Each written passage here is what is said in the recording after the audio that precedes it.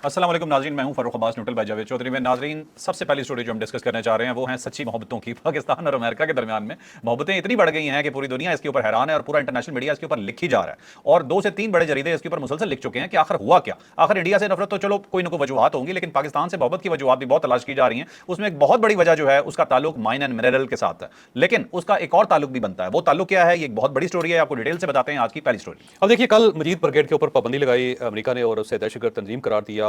और अब जाहिर है जब ये हुआ सब कुछ तो पाकिस्तान खुशियां मना रहा था। तो आज अमेरिकन कोऑर्डिनेटर है टेररिज्म के ऊपर कायम मुकाम वो है कोऑर्डिनेटर है, वो इसहाक डार साहब से मुलाकात उन्होंने की। यहाँ के उनके साथ जो निताली बिकर हैं वो भी थी, जो चार्टी अफेयर है। तो उन्होंने मुलाकात की और मुलाकात करने के बाद एक ट्वीट अमेरिकन एम्बेसी की तरफ से आई और उस ट्वीट में ये डिक्लेयर किया गया कि अमेरिका और पाकिस्तान दोनों मिल के दहशतगर्दी के खिलाफ कार्रवाई करेंगे और तल्लुकात क्योंकि बड़ी तेज़ी से बेहतर हो रहे हैं, तो इनमें पाकिस्तान अपना कंट्रीब्यूट करेगा और अमेरिका अपना कंट्रीब्यूशन करेगा।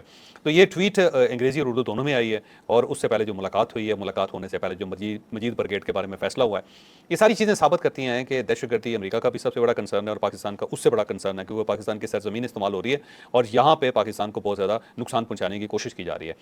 तो मुझे लगता है कि अमेरिका और पाकिस्तान आने वाले दिनों में दोनों इकट्ठे ज्वाइंट वेंचर करेंगे दहशतगर्दी के खिलाफ।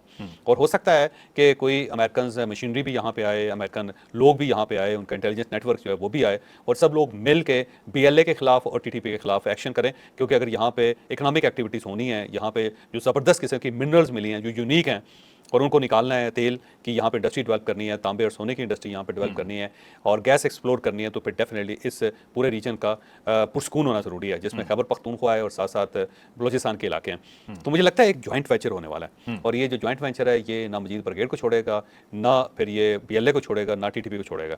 और क्योंकि इनके होते हुए पाकिस्तान प्रॉस्पर नहीं कर सकता और अब अगर पाकिस्तान प्रॉस्पर नहीं करेगा तो ज़ाहिर है अमेरिका जो है वो भी इस खित्ते के अंदर कोई बहुत ज़्यादा कंट्रीब्यूट नहीं कर सकेगा। तो आने वाले दिनों में मुझे लगता है कि कोई ज्वाइंट वेंचर होने वाला है और कोई हो सकता है ज्वाइंट एक्सरसाइजेस भी हों और दोनों फौजें मिलकर कोई यहाँ पे एक्टिविटी करें, मुझे लगता है। ठीक है, ठीक है। और चौधरी साहब, ये बात बिल्कुल ठीक लगती है, क्योंकि जहां जहां माइन एंड मिनरल्स हैं पाकिस्तान की, इंडिया ने वहीं पे दहशतगर्दी में इन्वेस्टमेंट की हुई है। और अगर अमेरिका को यहाँ पे आना है तो ये गन तो साफ करना पड़ेगा। अब मजीद ब्रिगेड के ऊपर जो पाबंदी लगी है उसको दहशतगर्द करार दिया गया। तो जितने लोग इस वक्त स्विट्जरलैंड में बैठे हुए हैं, कुछ लोग इंडिया के अंदर बैठे हुए हैं, कुछ लोग यूरोप के अंदर, लंदन के अंदर बैठे हुए हैं और उनका ताल्लुक BLA के साथ है या मजीद ब्रिगेड को प्रमोट करते रहे, तो सबको वहाँ से निकलना पड़ेगा। और कोई मुल्क अगर अब इनकी मदद करेगा तो अमेरिका के साथ उसको दुश्मनी भी मूल लेनी पड़ेगी और साथ साथ उसके ऊपर पाबंदियाँ भी लगेंगे। तो मुझे लगता है ये सारा मामला जो फाइंड अप होने वाला है। जिस तरह BLA के लोग इंडिया जाके अपना इलाज करवा लेते थे या वहाँ से फंडिंग आ जाती थी या इंडिया की तरफ से उनको प्रमोट किया जाता था, तो अब ये प्रमोशन भी रुकेगी, इलाज भी नहीं हो सकेंगे, पैसे भी नहीं दिए जाएंगे और ट्रेनिंग भी नहीं हो सकेगी। अब बिल्कुल ठीक है जी।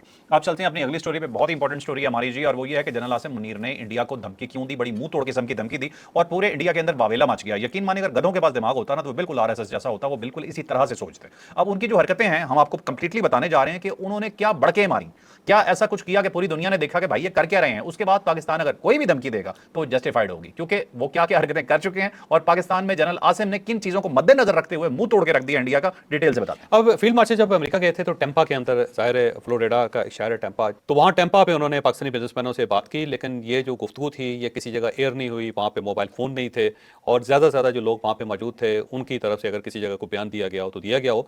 ये जो एटमी धमकी वाली बात है ये सिर्फ इंडिया के अंदर इसको उठाया गया है और उनके मीडिया ने इसके ऊपर बात की। उन्होंने कहा देखें जी, अमेरिका की सरजमीन जो है वो एक न्यूक्लियर धमकी के लिए इस्तेमाल हो रही है और वहाँ पे पाकिस्तानी आर्मी चीफ ने इंडिया को धमकी दी है। अब दो इसके बारे में इंफॉर्मेशन हैं जो बाहर आई हैं। एक तो आर्मी चीफ ने यह कहा था कि अगर इंडिया हमारे दरियाओं के ऊपर बंद बनाना चाहे या वहाँ पर डैम बनाना चाहे तो हम बनाने देंगे, आप बना लें, लेकिन जो ही मुकम्मल होंगे तो फिर हम 10 मिसाइल मारेंगे और वो डैम तोड़ देंगे, क्योंकि हमारे पास मिसाइलों की कमी नहीं है। मतलब ये इफ्तिताह हम करेंगे।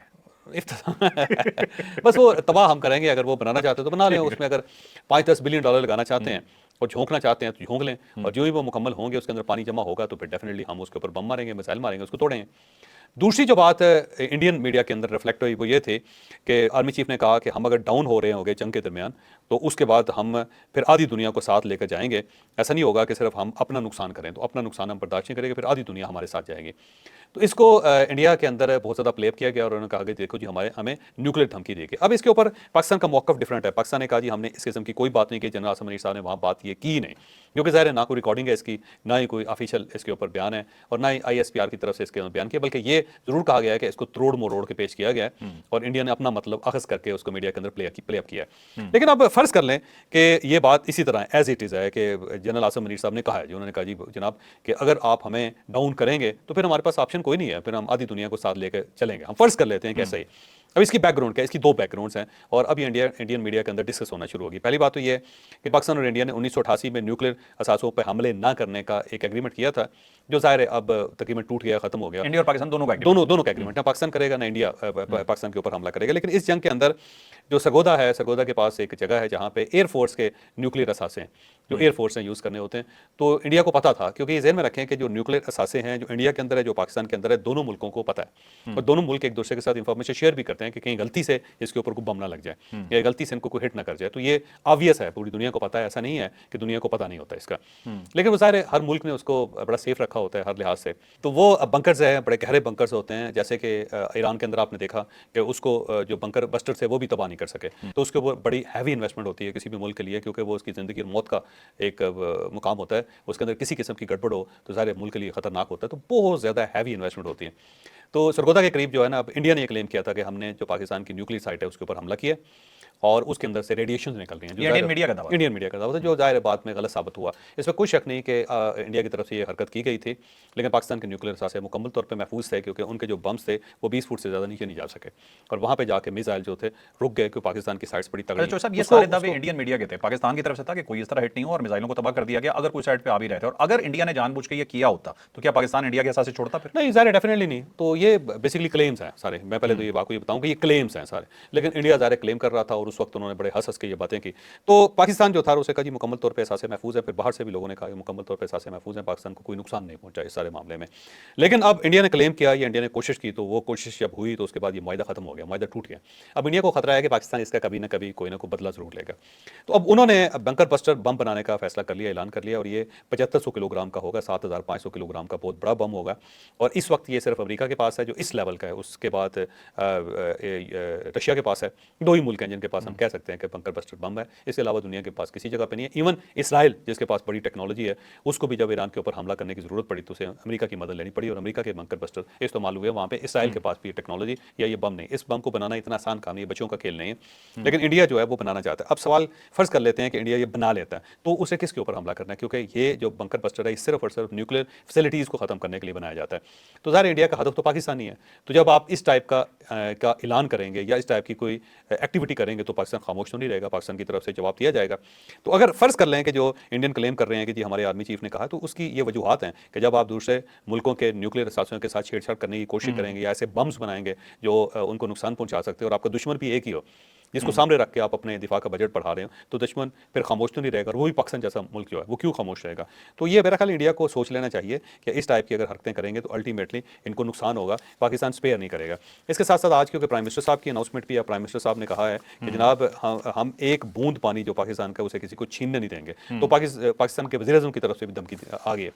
اب اگر آپ آرمی چیف دیکھیں, وزیر اعظم کی دھمکی دیکھیں, پریزیڈنٹ آف پاکستان کی بات کریں, یا پھر آپ پارلیمنٹ کی بات کریں, تو پاکستان کی پالیسی کے اندر کنسسٹنسی ہے اور بڑی کلیئر اور سالڈ قسم کی پالیسی ہے کہ اگر پاکستان کے ساتھ چھیڑ چھاڑ کی گئی تو پاکستان بالکل برداشت نہیں کرے گا.